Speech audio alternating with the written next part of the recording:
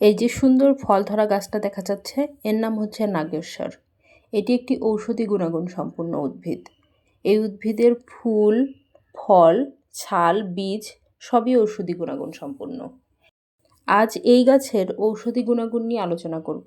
তার আগে বলে রাখি, আপনি যদি আমার এই চ্যানেলে নতুন হয়ে থাকেন তাহলে চাইলেই আমার চ্যানেলটিকে সাবস্ক্রাইব করে পাশে থাকা বেল বাটনটি দাবিয়ে রাখতে পারেন।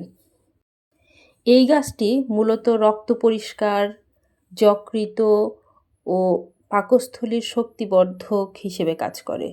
এছাড়াও অর্শ, আমাশয়, চর্মরোগ, বাত ব্যথা নিরাময়েও ব্যবহার করা হয়ে থাকে। এর ফুল দেখতে খুবই সুন্দর। এর ফুল এখন গাছে নেই, থাকলে দেখাতে পারতাম। এর ফুল দূর থেকে দেখতে ডিম পোচের মতো লাগে। কারো যদি রক্ত আমাশয় বা আমাশয় হয়, সেই ক্ষেত্রে এই গাছের যে ফুল হয়, ফুল থেকে যে ফল হয়, এই ফলগুলোকে সুন্দর করে শুকিয়ে সেটাকে বেটে চিনি আর মাখন দিয়ে খেলে রক্ত আমাশয় ভালো হয়ে যায়। অন্যান্য আমাশয়েও উপকার পাওয়া যায়। নাগেশ্বরের ফুল হৃদযন্ত্র ও যকৃতের কার্যকারিতা বৃদ্ধি করতে খুব ভালো কাজ করে। শরীরকে বলকারক করতে এবং শরীরের শক্তি যোগাতে খুবই ভালো কাজ করে। কেউ যদি কোনো ধরনের চর্মরোগে ভুগেন বা কোনো ধরনের চুলকানিতে ভোগেন, তাহলে এই নাগেশ্বরের যে বীজ, এই বীজ থেকে তেল তৈরি করতে হয়। সেই তেল এবং গাছের ছাল চর্মরোগ এবং চুলকানি এবং ত্বকের প্রদাহজনিত বিভিন্ন সমস্যা ভালো করতে কাজ করে। যদি মনে করেন গাছের তেল তৈরি করাটা অনেক কঠিন, তাহলে গাছের যে ছাল আছে সেটাকেই বেটে চর্মরোগের ওপরে প্রলেপ দিতে পারেন, তাহলে আপনি কিছুদিনের মধ্যেই উপকার পাবেন। অনেক সময় আমাদের রক্তে বিভিন্ন রকমের সমস্যা তৈরি হয়। সেই সমস্যাগুলোকে দূর করতে পারে এই গাছের উপাদান। এছাড়াও অনেকের ঘন ঘন জ্বর হওয়ার প্রবণতা রয়েছে। এই গাছ জ্বর সারাতেও ব্যবহার করা হয়ে থাকে। এই যে এই গাছের যে বীজ থেকে তেল তৈরি করা হয়, এই তেল কিন্তু বাত ব্যথা সারাতেও ব্যবহার করা হয়। এছাড়াও যে হাঁটুতে বা হাতের কনুয়ে যে ধরনের ব্যথাগুলো হয়, এই ব্যথা সারাতেও এই তেল মালিশ করলে বেশ উপকার পাওয়া যায়।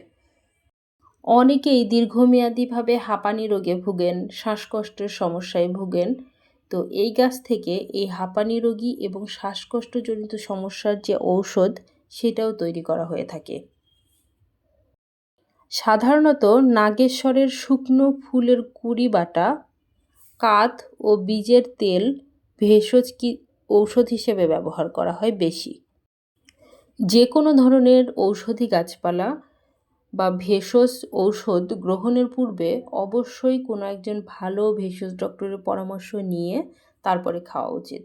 কারণ এক একটা গাছ এক একভাবে ব্যবহার করলে সেটা উপকৃত হয়, আর ভিন্নভাবে ব্যবহার করলে আপনি ক্ষতির সম্মুখীন হতে পারেন। আমি আপনাদেরকে গাছ সম্পর্কে বলি, গাছের উপকার সম্পর্কে বলি, কিন্তু আমার বলা কথা কারোর জন্য ব্যবস্থাপত্র নয়। আপনারা এই গাছ সম্পর্কে জেনে এটাকে ঔষধ হিসেবে গ্রহণ করতে চাইলে অবশ্যই তার পূর্বে কোনো একজন ভালো ভেষজ ডক্টরের পরামর্শ নেবেন, তারপরে ব্যবহার করবেন। ধন্যবাদ সবাইকে ভিডিওটি দেখার জন্য। আপনি যদি আমার এই চ্যানেলে নতুন হয়ে থাকেন, চাইলেই আমার চ্যানেলটিকে সাবস্ক্রাইব করতে পারেন এবং পাশে থাকা বেল বাটনটি দাবিয়ে রাখতে পারেন। আপনার যদি এই চ্যানেলটি ভালো লাগে এবং এই ভিডিওটি যদি আপনি মনে করেন কারো কাছে শেয়ার করলে সে উপকৃত হবে, তাহলে তার কাছে শেয়ার করতে পারেন। আপনার যে কোনো ধরনের মতামত কমেন্টে জানাতে পারেন। ধন্যবাদ জানিয়ে আজকের মতো ভিডিও শেষ করছি। অন্য কোনো দিন কথা হবে অন্য কোনো গাছ নিয়ে। সেই পর্যন্ত ভালো থাকুন, সুস্থ থাকুন। আপনার যদি কোনো গাছ সম্পর্কে জানতে ইচ্ছে করে, সেটাও আমাদেরকে কমেন্টের মাধ্যমে জানাতে পারেন। আমি চেষ্টা করব আপনাকে সেই গাছ সম্পর্কে বিস্তারিত তথ্য দেওয়ার। ধন্যবাদ। Thanks for watching. Please subscribe my channel.